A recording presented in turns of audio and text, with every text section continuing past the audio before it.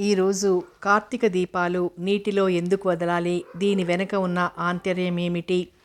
కార్తీక భోజనాలు ఎందుకు ఉసిరి చెట్టు కిందే చెయ్యాలి? అలాంటివన్నీ తెలుసుకుందాం. దైవ భక్తి ఉన్నవారు సంవత్సరం మొత్తం దీపం వెలిగించకపోయినా కార్తీక మాసం నెల రోజులు దీపం వెలిగిస్తే చాలా మంచిదని పెద్దలు చెబుతుంటారు. కార్తీక పురాణం ప్రకారం కార్తీక మాసంలో పిప్పలుడు అనే మహారాజు దీపదానం చేయడం వలన సంతానాన్ని పొందాడని, వారి కుమారుడైన శత్రాజిత్తు ఈ మాసంలో దీపాన్ని వెలిగించడం వలన కైలాసాన్ని చేరుకున్నాడని కథలున్నాయి.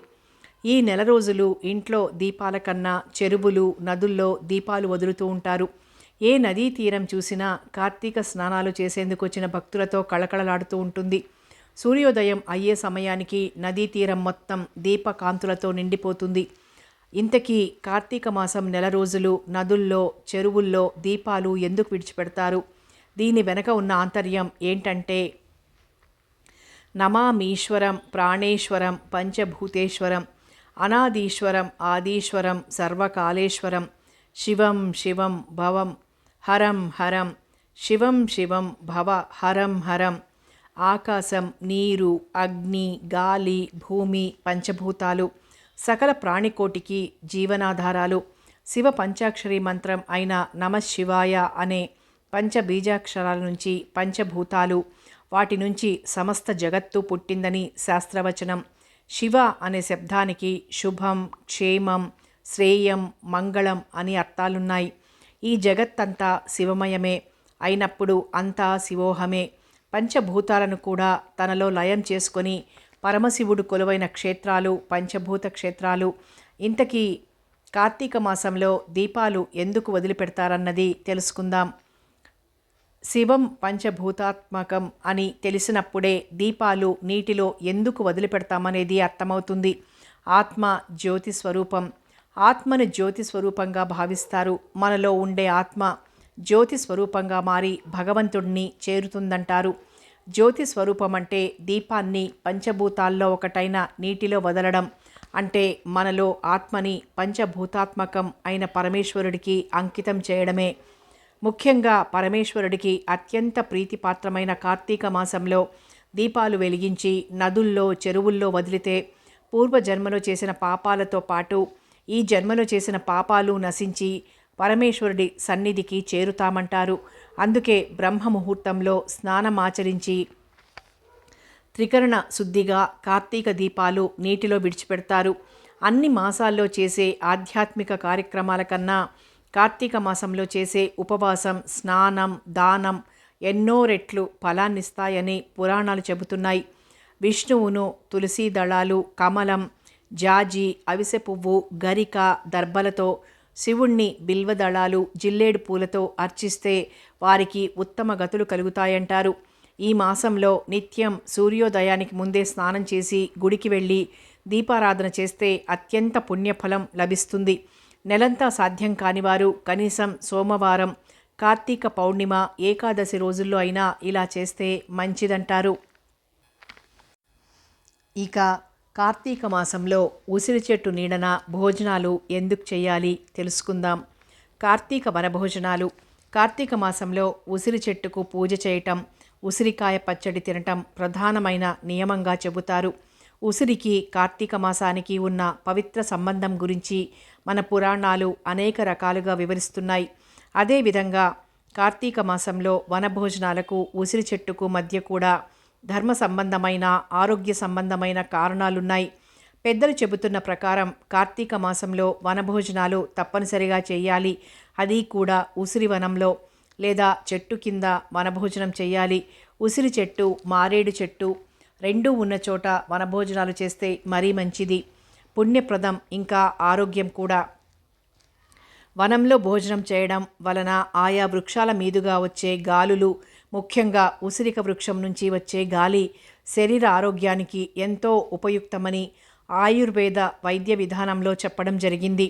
ఈ ఉసిరి చెట్టునే ధాత్రీ వృక్షం, అమలక వృక్షం అంటారు. అందుకే ఈ వనభోజనానికి ధాత్రీ భోజనం అని పేరు కూడా ఉంది.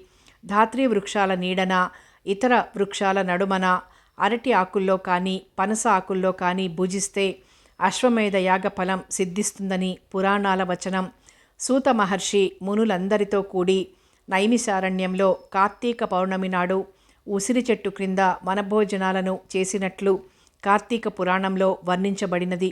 శ్రీకృష్ణ భగవానుడు తన సోదరుడు బలరాముడితోనూ తోటి గోప బాలకులతో కలిసి ఉసిరి మొదలైన మహావృక్షాల నీడన యమునా నది తీరాన బృందావనంలో అత్యంత ఆనందంగా వనభోజనాలు చేశాడని భాగవతంలో వర్ణించబడినది. వనభోజనాల సమయంలో పాటించాల్సిన నియమాలు. వనభోజనాల ప్రారంభానికి ముందు ఉసిరి చెట్టు మొదట్లో విష్ణుమూర్తి పటాన్ని లేదా విగ్రహాన్ని ఉంచి పూజించి ఆ తరువాత ఆనందంగా పెద్దలు, పిల్లలు, బంధువులు, మిత్రులతో కలిసి వనభోజనాలు చేస్తారు. ఉసిరి చెట్టు కింద శ్రీ మహావిష్ణువును ఉసిరికాయలతో దీపారాధన చేసేవారిని చూడటానికి యమునికి కూడా శక్తి చాలదట. ఉసిరి చెట్లు ఉన్న తోటలో వనభోజనాలు చేస్తే వారి మహాపాతకాలు సైతం తొలగిపోతాయి. ఉసిరి లక్ష్మీదేవికి ఎంతో ఇష్టమైనది. కార్తీక మాసంలో ఈ ఉసిరిక వృక్షం క్రింద భోజనం చేయడం ఎంతో అదృష్టాన్నిస్తుంది. ఉసిరి వృక్షం మొదట్లో ధాత్రీదేవిని, దామోదర స్వామిని పూజించి మధుర పదార్థాలను నివేదించాలి. ఉసిరి చెట్టు మీద ఈ కార్తీక మాసంలో నారాయణుడు ఉంటాడని, అందుకనే ఆ చెట్టును ధాత్రీ నారాయణుడుగా భావించి పూజ చెయ్యాలని శాస్త్రాల్లో చెప్పారు. ఉసిరి చెట్టుకి 8 వైపులా దీపాలు పెట్టి 8 ప్రదక్షిణలు చెయ్యాలని, ఈ ఉసిరి పత్రితో విష్ణువుకి పూజ చెయ్యాలని పెద్దలంటుంటారు. వనభోజనం అంటే అరణ్యంలో ఉన్న వృక్షాల దగ్గరకు వెళ్ళి భోజనం చేయటాన్ని వనభోజనం అంటారు. దీని వెనక ఒక పరమార్థం ఉంది. ప్రకృతి మనకు ఆరోగ్యం ఇస్తుంది, అదేవిధంగా ఉపద్రవాలు కూడా కలగజేస్తుంది. మనకు ఎల్లప్పుడూ ఆరోగ్యాన్ని కలగజేస్తూ ఉపద్రవాల నుంచి తప్పించమని మనం కనీసం ఏడాదికి ఒకసారైనా ప్రకృతిని కోరుకోవాలి. దీనికి అరణ్యం కన్నా మంచి ప్రదేశం ఏముంటుంది? వనము, అన్నము పరబ్రహ్మ స్వరూపాలే. కార్తీక మాసంలో వనభోజనాలు పెడతారు. దీనికి వేదాంతంలో మరో అర్థం కూడా చెబుతారు. వనం అంటే పరబ్రహ్మం, అన్నం కూడా పరబ్రహ్మమే. అందుకే ఈ రెంటిని ఒకే చోట చేర్చి ఆరాధించడంలోని పరమార్థమే వనభోజనాలు అని చెబుతారు. దీనికి మరొక కోణం కూడా ఉంది. సాధారణంగా వానప్రస్థాశ్రమం అంటే అరణ్యంలో ఎవరికీ సంబంధం లేకుండా రాగద్వేషాలను విడిచిపెట్టి ఉండగలిగే ఆశ్రమం. అందుకే మన ఋషులు, మునులు వనాలను వేదికగా చేసుకుని నివాసం సాగిస్తూ తపోనిష్టతో భగవంతుణ్ణి ఆరాధిస్తారు. అందుకే వారు సిద్ధ పురుషులుగా పిలువబడుతున్నారు.